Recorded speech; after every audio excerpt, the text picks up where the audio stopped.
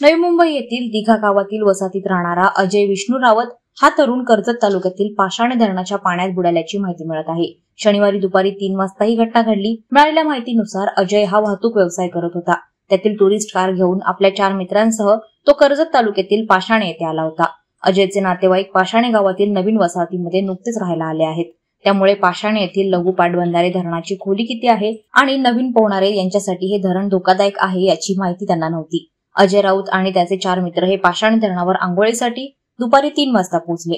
त्या ठिकाणी दुपारची वेळ असल्यानं आजूबाजूला फारशी वर्दळ नव्हती आणि त्यामुळे कोणत्या भागात पाण्याची खोली अधिक आहे याची माहिती सांगण्यासाठी कोणी उपलब्ध नव्हतं। अशातच पोहायला गेलेला अजय रावत हा पाण्याच्या बाहेर आला नाही। त्यामुळे त्याचे 4ही मित्र घाबरले आणि तब्बल तासाभराने त्यांनी इतर नातेवाईक आणि मित्रांना अजय पाण्यात बुडाल्याची माहिती दिल्याचं समोर आलंय। त्यानंतर 4:30 वाजता सर्व नातेवाईक हे धरणावर पोहोचले आणि पुन्हा अजय रावत याचा शोध सुरू झाला।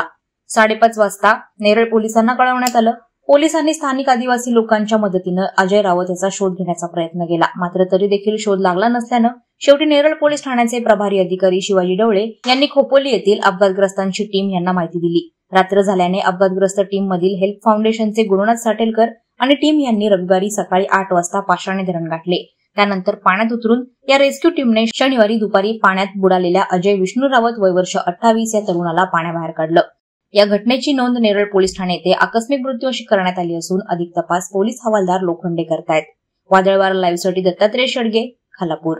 नवी मुंबई व रायगड जिल्ह्यातील ताज्या बातम्या आणि घडामोडींसाठी सबस्क्राईब करा वादळवारा लाईव्ह चॅनल आणि दाबा बेल आयकॉन।